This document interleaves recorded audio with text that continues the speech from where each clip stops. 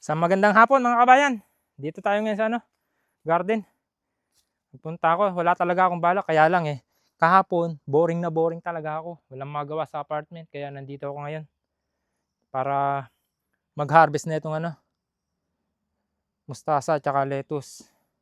Tsaka mag-ayos tayo ng hose. Tapos magdidilig pa tayo ng triple 19. Yung triple 19 in order ko sa Kupang. Halagang 40 mil won. Ang mahal. Kasi yung dati ko in-order, 80,000 won, dalawang sako. Konti lang naman kailangan natin. Tsaka itong in-order ko ngayon, madaling ma-dissolve sa tubig. Kaya magdidilig din tayo, mag-aayos ng hose. Tsaka ang dami ng bunga na natin Okra, pwede na tayo magpa-order ng okra online. 12,000 kasama na shipping fee. Pambawi lang nating mga nagastos at hirap dito sa sa farm. Tapos meron pa tayo dong yun ang lalaki ng bunga. Ay, may malaking bunga na talong. Kaya lang, ilang piraso pa lang yung talong natin. Ito pa yung iba Yan. Pag naglalakihan pa lang. Pero okay lang yan. Tapos yung ating gabi, pwede na rin yung anihin. Pero ang una natin gagawin, ito muna, itong mustasa. Umpisahan na natin ang pag-harvest. Matinik itong mustasang to. Hindi ko alam kung mustasa talaga to Pero matinik siya. Gamitan natin ng gunting.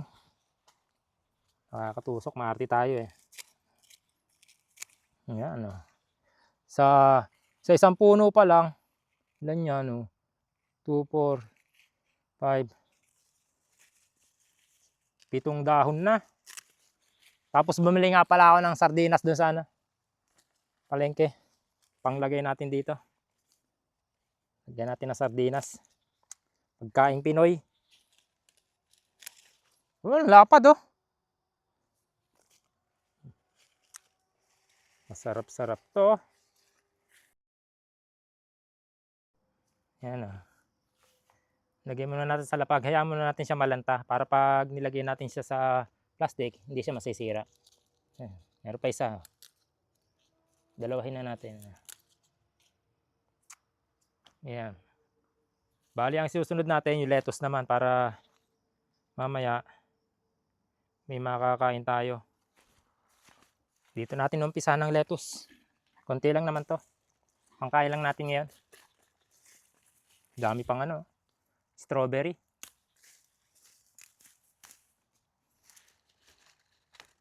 Ito madali-dali tong harvestin.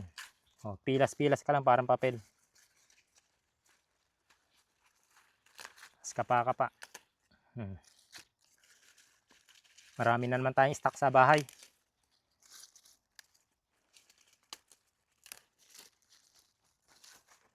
Ganda ng pagkakaulan. Bukas yata uulan pa rin. Maigi naman.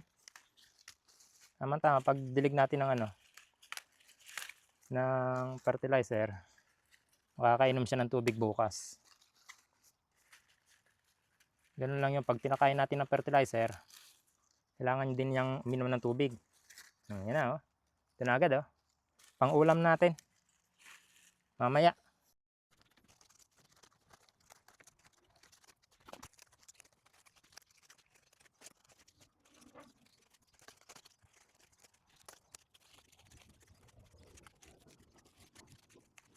Aantayin lang natin siyang malanta bago natin siya ilagay sa plastic. Bali naglalaban sila Ang kalaban niya ay yung kangkong natin. Ayan. Hindi makalaki yung kangkong gawa ng lettuce. Nag-aagawan sila ng sustansya. Ang susunod naman natin ay ang oregano. Yung oregano, masarap yung pang gata. Bali ang gagawin natin, idadry muna natin siya bago natin siya iluto, igagata. Ayan ang dami niyan.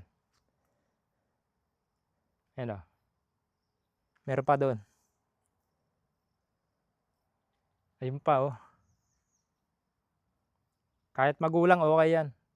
Ang mahalaga may panggata tayo. As usual, umpisahan na natin mag-ani.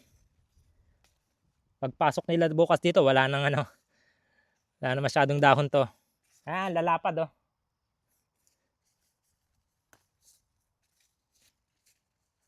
Yep.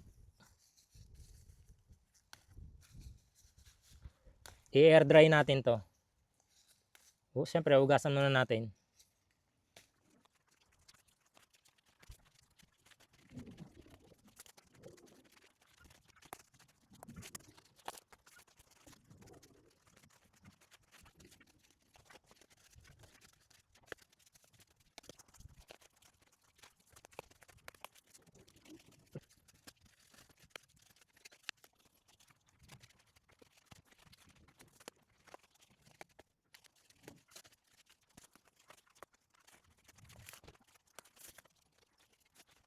Ito, ang bango, may oregano. Bali, ang unahin nating ilagay sa plastic, yung ano ba tawag dyan? Nakalimutan ko na naman. Yun, parang petsa, nakalimutan ko na naman. Mustasa. Sunod natin yung lettuce para magkakabukod sila. Dito pala yung ating plastic. Ito. Ay, ito. Saka natin ipunin tong ating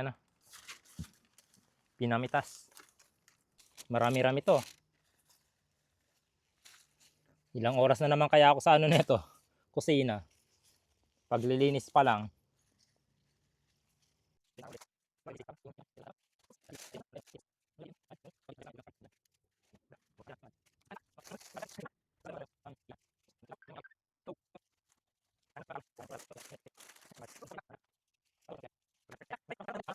Nakatusok yung tinik niya. Yan oh.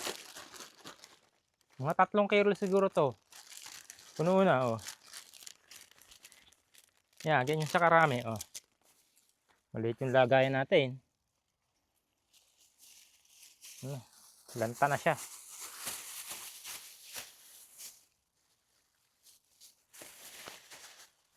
Dami natin pang chibog.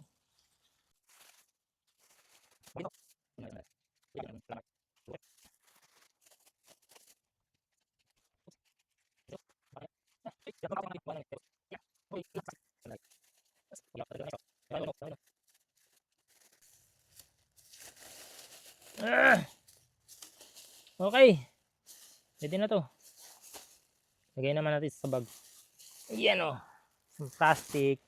Problema natin ang oregano. Hindi ko alam kung saan ko ilalagay. Ayan na yung pinanguhan natin o.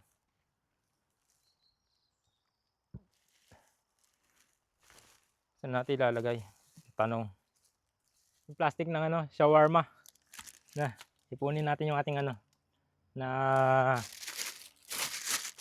harvest dito. Ito na po yung ating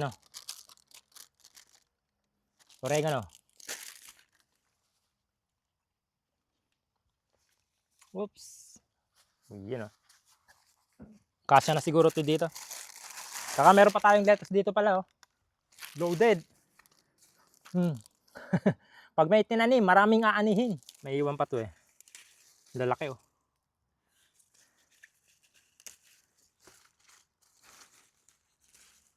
Yan oh. Ito ayun yung isa nating pinabli kayo na kamatis. Ngayon, marami na siya oh. Diba? Kailangan magaling talaga sa diskarte kaysa bibili ka bang bibili. Pwede bili ka na isa. Saka pag tumubo, Saka ito naman dapat isang diretso lang daw pala to. Isang diretsong pataas. Yung mga ganito, yung mga shoots, tinatanggal. Ang problema natin dyan, hanggang saan naabutin yan? Mga 2 metro. Okay na. Meron pa tayo. Ito na yung pinakahuli. Yan na po yung ating harvest. Ang oregano, lettuce, at saka mustasa. Mustasa. Ang dami yan. Small, medium, large. Dami ng mustasa. Dito na tayo sa pagdidilig. Yung tubig natin, tapos nasalinan na natin to ng isang takal ng NPK, triple 19. Bali, dadagdagan lang po natin ng tubig. Aygo. Ito. Ah! Nabula. Mukhang may gamot pa pa.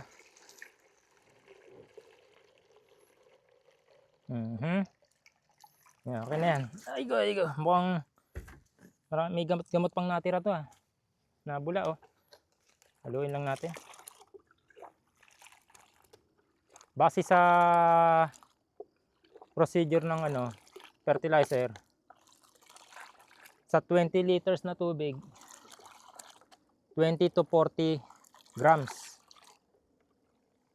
Kaya ang batayan ko ng pagtimbang yung lagay ng paminta 50 grams. 'Yun. Magkasinlaki lang siya ng soju cup. Yung cup ng soju. Tapos ito yung pangdilig natin. Bali dito tayo mag-umpisa sa ating tinalbusan na sili. Oh, mabigat-bigat tong buhatin na to. Oops. Tsa! Bigat. Dapat talaga may to eh. May hawakan. Uy, go. Andahan, baka matapon pa. Okay na.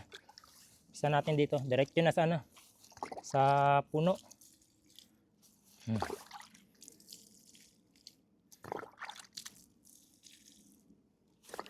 Ito yung ating toran.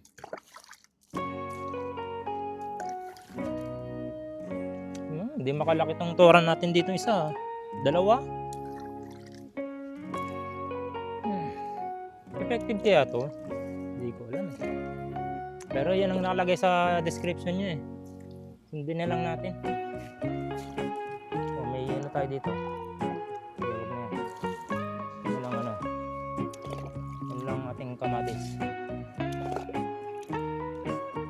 Ano pa? Ayun pa, kamatis dun ah. Dito na lang, kamatis dito. Hindi na tayo makadaan. Naglakihan na. Oh, hindi pala kamatis yun.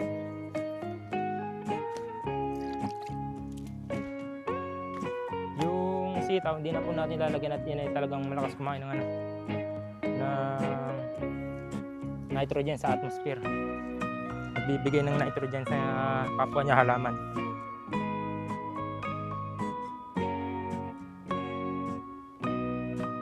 Ayos na po, nadiligan na natin. Mula dito hanggang doon. Bali yung susunod natin video yun doon na. Pero hindi ko na ipapakita sa inyo. Kasi hapon na, alas 6 na po. Alas 6 na ng hapon dito.